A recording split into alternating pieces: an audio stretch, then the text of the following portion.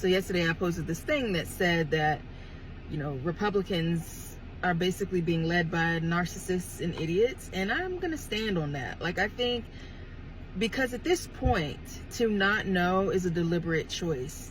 I mean, the lowest hanging fruits is Wikipedia, right? Now, you can go up from Wikipedia, buy some books, read some journal articles. Those are options that people have. There are documentaries for people who don't like to read. So at this point, to not know is on you, Jack. So that in and of itself is idiotic. You have the opportunity to learn and to practice curiosity, and you're choosing not to. The narcissism I see is like the lengths at which people will go to not apologize or to own that they did something wrong. The foundations of this country were built on faulty ideologies and really whack thinking about humanity, about what it meant to be white.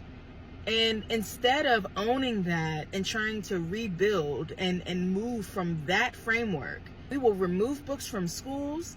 We will create alternative facts in order to preserve a myth instead of dealing with the fallout of telling the truth. And to me, it's kind of like, at this point, the only people that I know that don't want to learn, refuse to learn, and are unwilling to look outside of their own bubbles of information, and the only people that I know that are unwilling to apologize, admit wrong, and redirect and try a different course of action are narcissists. So that's why I think I stand by what I said.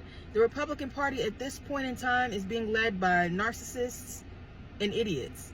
I don't think all Republicans are that, but at some point, y'all. Matter of fact, that same idiocracy and narcissism is on the other side. So really, I think inherent in whiteness is narcissism and idiocracy.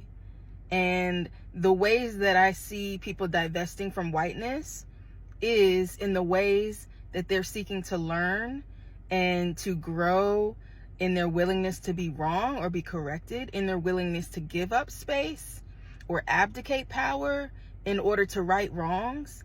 And that is not idiotic. And that is not narcissistic. So to me, if on both sides of the aisle, you've got idiots and narcissists running things and trying to keep this country from imploding, which I just don't understand why you would do that. It is very clear that late stage capitalism, that these epistemological frameworks, that the ways that we would say that somebody who cares about diversity, equity, and inclusion would be responsible for assassination attempts. Like, this is just, at this point, y'all, like, there's not much excuse. Like, you want to believe this stuff at this point.